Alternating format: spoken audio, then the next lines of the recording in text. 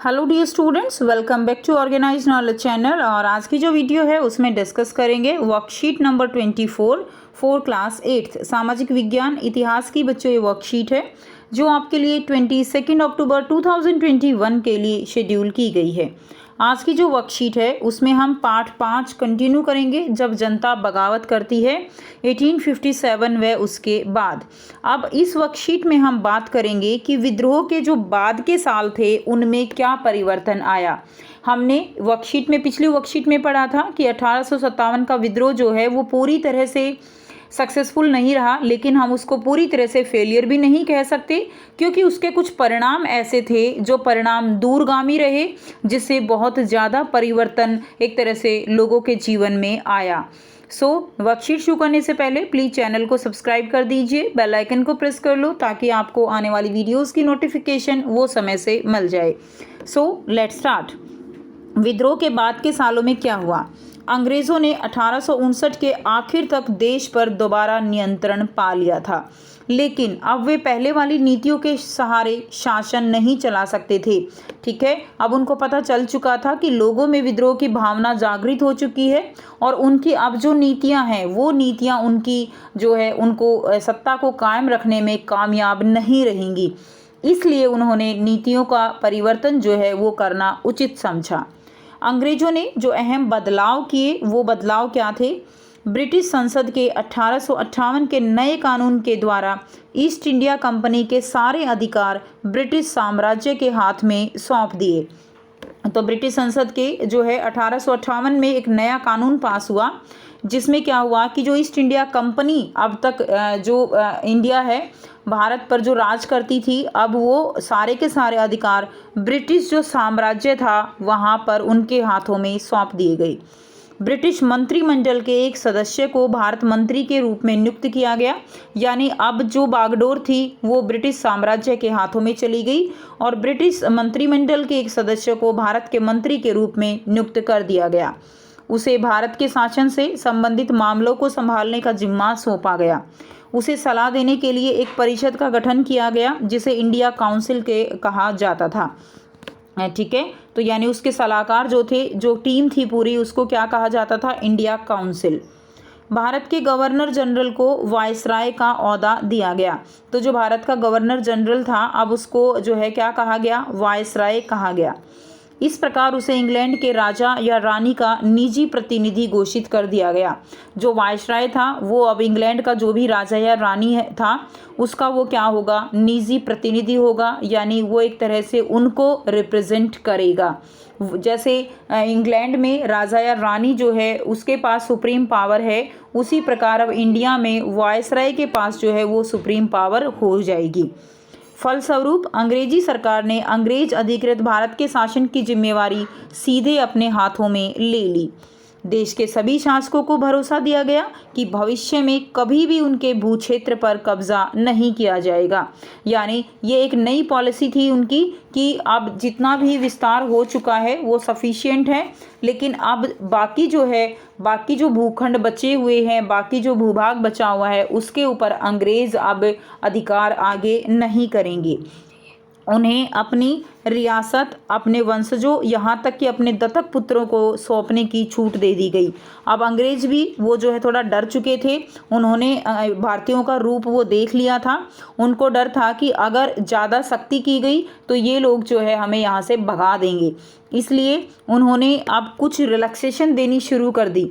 उन्होंने जो दत्तक पुत्र जो उन्होंने पहले बिल्कुल मना कर दिया था, एक सिरे से ये बात खारिज कर दी गई थी कि दत्तक पुत्रों को वो राजा नहीं बनाया जाएगा। अब जो है उनको जो उनके वंशज थे रियासत उनको सौंपने के लिए अंग्रेज सरकार मान गई थी, लेकिन उन्हें इस बात के लिए प्रेरित किया गया कि वे ब्रिटेन की रानी को अपना आधिपत्य स्वीकार करें। ठीक है, ये कंडीशन उनके लिए थी कि जो मेन सुप्रीम उनके ऊपर रहेगी वो इंग्लैंड की रानी रहेगी। इस तरह भारतीय शासकों को ब्रिटिश साम्राज्य के अधीन शासन चलाने की छूट जो है वो दे दी गई। सेना में भारतीय सिपाहियों का अनुपात कम करने और यूरोपीय सिपाहियों की संख्या बढ़ाने का फैसला लिया गया। अब सेना में जो है भारतीय सिपाहियों को, जिस तरह मंगल पांडे ने विद्रोह किया था उस चीज़ से डरकर उन्होंने क्या फैसला लिया कि भारतीय सेना में भारतीय सिपाहियों की संख्या कम की जाएगी और यूरोपीय सिपाहियों की संख्या बढ़ा दी जाएगी। यह भी तय किया गया कि अवध, बिहार, मध्य भारत और दक्षिण भारत से सिपाहियों को भर्ती करने की बजाय अब गोरखा, सिखों और पठानों में से ज़्यादा सिपाही भर्ती किए जाएंगे। मुसलमानों की संपत्ति और ज़मीन जो है बड़े पैमाने पर जब्त की गई और उन्हें संदेह और शत्रुता के भाव से देखा जाने लगा। अंग्रेज़ों को लगता था कि यह विद्रोह उन्होंने ही खड़ा किया है, तो मुसलमानों को जो है एक तरह से विद्रोह का जिम्मेदार माना गया, जिसके कारण उनकी जो ज़मीन थी, संपत्ति थी, उनको एक तरह से बड़े पैमाने पर जब्त कर लिया गया ताकि उनकी जो पावर है वो कम हो जाए। अंग्रेज़ों ने फैसला किया कि वे भारत के लोगों के धर्म और सामाजिक रीति रिवाजों का सम्मान करेंगे। भूस्वामियों और जमींदारों की रक्षा करने और ज़मीन पर उनके अधिकारों को स्थायित्व देने के लिए नई नई नीतियां बनाई गई और इस प्रकार 1857 के बाद इतिहास का एक नया चरण शुरू हुआ। यानी यही कारण थे, ये जो परिणाम थे 1857 की क्रांति के, इन परिणामों के चलते ही हम ये कह सकते हैं कि 1857 का जो विद्रोह था वो पूरी तरह से फेलियर बिल्कुल भी नहीं था। दूरगामी जो परिणाम निकले, जो रिजल्ट निकले, वो एक बहुत ही आप कह सकते हो कि सकारात्मक परिणाम थे। अब आपको यहाँ पर प्रश्न दिए गए हैं, 4 प्रश्न दिए गए हैं जिनके आंसर हम 1 बाय 1 डिस्कस करेंगे।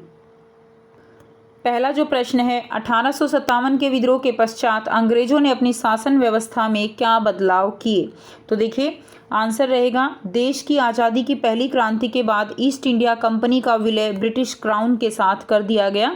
तो पहली क्रांति थी 1857 की, उसके बाद जो है ईस्ट इंडिया कंपनी के हाथों से पावर लेकर वो ब्रिटिश जो क्राउन था, महारानी थी, वो उनको अधिपति बना दिया गया। भारत में नई कानून व्यवस्था वो जो है लागू की गई। ठीक है, तो नई कानून व्यवस्था भी भारत में लागू कर दी गई थी। नेक्स्ट देखिए प्रश्न 2, आपके विचार से अंग्रेजों ने ये बदलाव क्यों किए होंगे? तो अंग्रेजों ने यह बदलाव इसलिए किए होंगे ताकि इस तरह के विद्रोह दोबारा न हो सकें और वे अपनी सत्ता बनाए रखें। उनको अपनी सत्ता बनाए खोने का डर जो है वो लग गया था, जिसके कारण उन्होंने ये बदलाव किए।